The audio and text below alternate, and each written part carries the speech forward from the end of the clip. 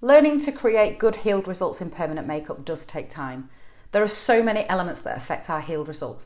These can be broken down into client pre-care, the treatment itself, that includes our needle and pigment selection and how we work, and also how the client looks after their PMU after.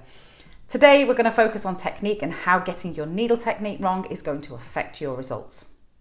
So your brows haven't stayed, you're frustrated and wanting to throw in the towel. What are you doing wrong? The natural reaction to PMU not healing in is to think you weren't deep enough. And I see this a lot in forums, and often it's quite the opposite. You've traumatised the skin, and it's that trauma that has led to poor results. Here's why. Permanent makeup is a form of tattoo. We are breaking the skin and using a needle to implant the pigment in that skin. The skin is the largest organ in the body. It's the barrier between our insides and the outside world. Any breaks in this skin and the skin responds. Any tattoo is an attack on the skin and the implantation of a foreign body. And the skin is going to try and push as much of that out as possible. This starts immediately with the presence of lymph fluid, the body's first defence against attack. White blood cells rush to the area to fight this enemy. This is why you'll often find me educating people on working on one area and then moving on. Any piercing of the skin is trauma, and we want to keep trauma to an absolute minimum while still depositing pigment. We also need to know that we're depositing the pigment in the right space. Let's take a closer look at the skin. It's absolutely imperative as a permanent makeup artist that you understand how the skin functions. The skin is made up of 3 main layers, and they can be split into smaller layers as well. The outer layer is the epidermis, and this is shedding all the time, so if you implant pigment only in this layer, it's just going to come off. The dermis is the thicker layer where all the collagen and elastin is, and it's also rich in blood flow. We are aiming for the upper layer of the dermis, nearest the dermal papillae, between the epidermis and the dermal layer. If we go too deep, we risk what we call blowouts, where the ink spreads underneath the skin, giving unsightly results that are really hard to remove as well. This video is brought to you by PMU, where we level up your knowledge, skills and business in our mentorship. To find out more, click the link below. So how do we prevent blowouts and too much trauma? Well, there are several factors in that, but the first is going to be the technique and how the needle strikes the skin. You'll see many trainers telling you that the needle needs to be at 90 degrees, and there's a good reason for that. When you're working at 90 degrees to the skin, the needle hits the skin with a perfect circle. With the least amount of area of the needle striking the skin, you get the most perfect implantation with the least amount of trauma. Also, making sure that you do the hand movement properly is so important.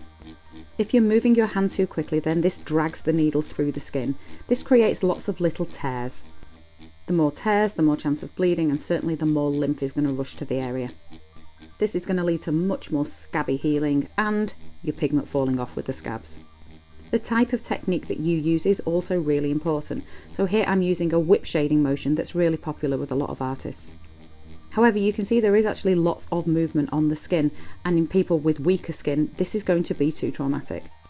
If there's signs of trauma, then you need to change your technique or change your needle. A 1RL, such as I'm using here, may be too sharp for some people. A good knowledge of all the needle movements and of all the needle types as well is really vital in permanent makeup. The other vital piece of information is understanding depth. Depending on your machine, your needle will need to be out between 2 and 4 millimeters. But that is just to make sure that the outside of the needle is evenly coated with pigment.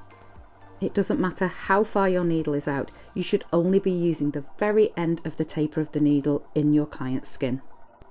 The taper is the end of the needle where it goes from larger to thinner at the end.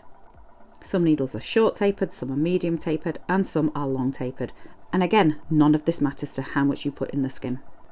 Putting too much pressure on your needle or using too sharp a needle on some clients is going to mean that you go too deep. Going too deep in that dermal layer is going to lead to blowouts, and the pigment is going to leach under the skin, leaving unsightly, shadowy results. Getting your depth right is absolutely vital in good retention and getting great results for your clients. You need to practice this often before you work on clients. When we look again at the cross section of skin, the skin does look thick, but the epidermis on your face is such a thin layer.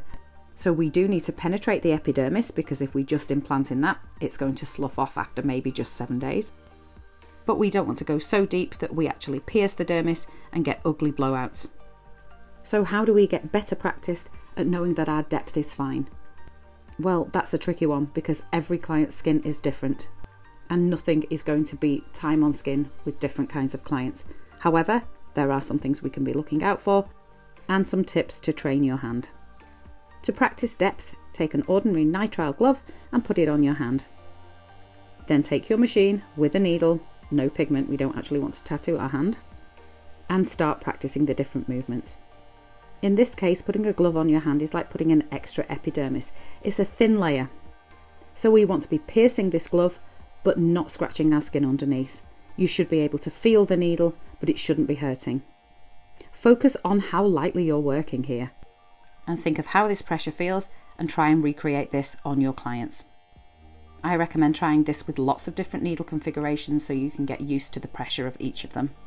The higher the number of needles in the configuration, the more pressure you're going to have to put on. So what are the signs of overworking the skin and traumatizing it in permanent makeup? The first thing you need to look out for is bleeding, and the second is lymph fluid. Bleeding is a sign that we're way too deep, and lymph is the body's way of fighting a foreign object in the body.